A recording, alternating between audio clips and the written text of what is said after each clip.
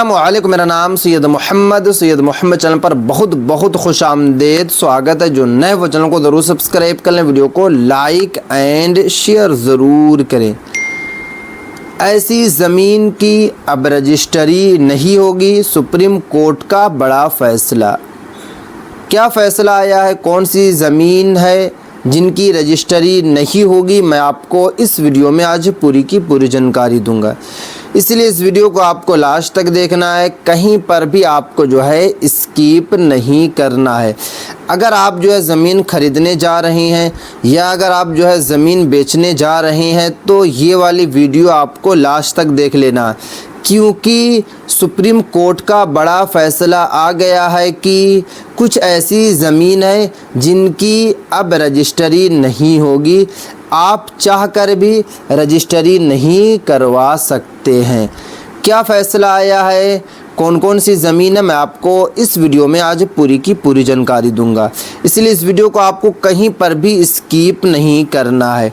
सबसे पहले जो बताया गया है कि नगद लेन देन वाली ज़मीन की अब जो है रजिस्ट्री नहीं होगी।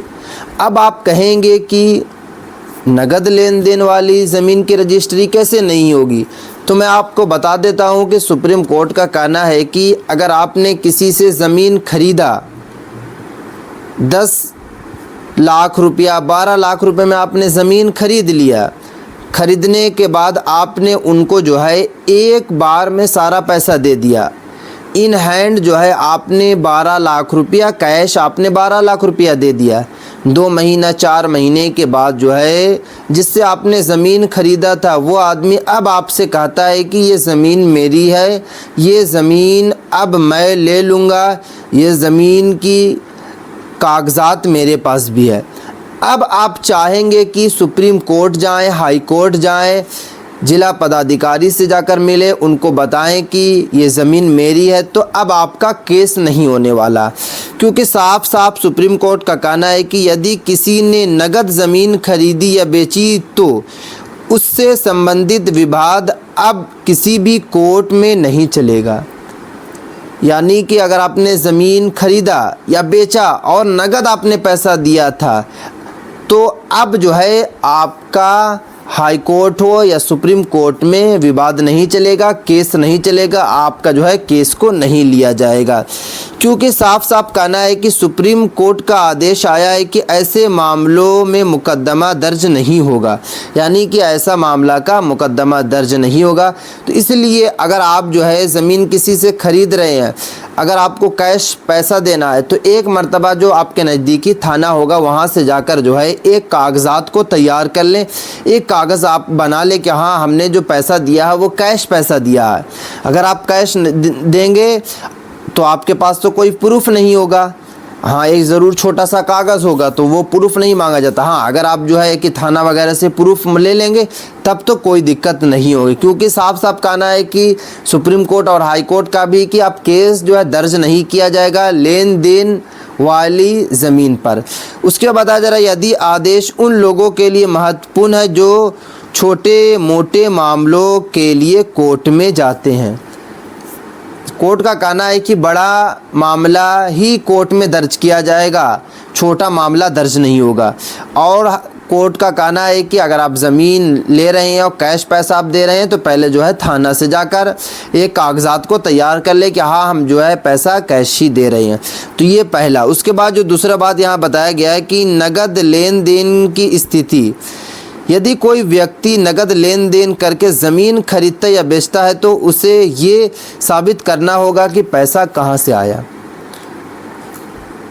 कोर्ट का कहना है कि अगर आप जो है ज़मीन खरीदते हैं या आप ज़मीन बेचते हैं और अगर आप ज़मीन खरीद रहे हैं और आपने एक मर्तबा किसी को कैश 10 से 12 लाख रुपया दे दिया तो पहले आपको बताना होगा कि ये कैश पैसा कहाँ से आया, क्योंकि जॉब हो या फिर अदर बिजनेस वगैरह से इतना पैसा नहीं आता है। हाई कोर्ट का कहना है पैसा आता है जो चोरी वगैरह करते उनके पास एक मर्तबा में बहुत ज़्यादा पैसा आ जाता है। तो इसीलिए उनकी छानबीन करने के लिए जो है आपको जो है कागज़ात को तैयार करना होगा और उनको पूरा बताना होगा कि ये पैसा हमारा यहाँ से आया, वहाँ से आया और हम जो है ज़मीन खरीदने आ रहे हैं। अगर आप ये सब कीजिएगा तभी आपका जो है कोर्ट में केस दर्ज होगा, वरना कोर्ट में दर्ज नहीं होगा।